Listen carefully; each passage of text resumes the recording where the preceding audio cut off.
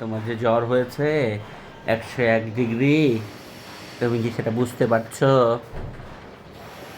101 degree জ্বর হলে কি করতে হয়? এরকম জ্বরপট্টি দিয়ে বড় বড় করে তাকিয়ে ভিডিও করতে হয়, ব্লগ করতে হয়। বলো আমার জ্বর হয়েছে, আমি একটু নাপা সিরাপ খেয়েছি 4 ফোঁটা, তারপরে কয়েকবার মাম্মা রেসপন্স করে দিয়েছে, বেশি করে খাচ্ছি, হাগুমতো করছি আর কোলে কোলে ঘুরছি, কিন্তু কোল থেকে নামায় দিলে কাঁদছি।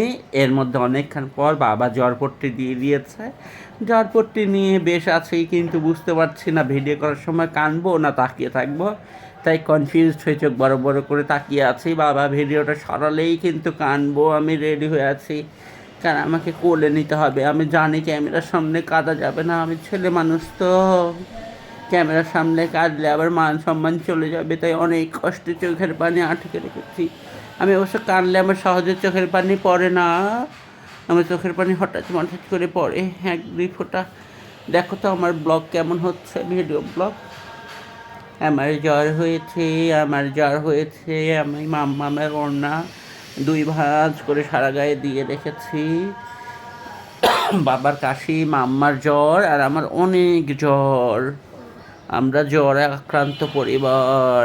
বলো মাম্মা আমার জ্বর, বলো বাবা আমার জ্বরপট্টিটা চেঞ্জ করে দাও, ওই পাশ গরম হয়ে গেছে। এই যে জ্বরপট্টিটা, এই যে চেঞ্জ করে দিলাম, ওই পাশ গরম হয়েছে, এই পাশ দিয়ে দিলাম। কেমন হচ্ছে তোমার ব্লগ বাবা? জ্বরের ব্লগ। আমার জ্বর হয়েছে, আমি ইভান, আমার নাম জাজভিক রাইসান ইভান।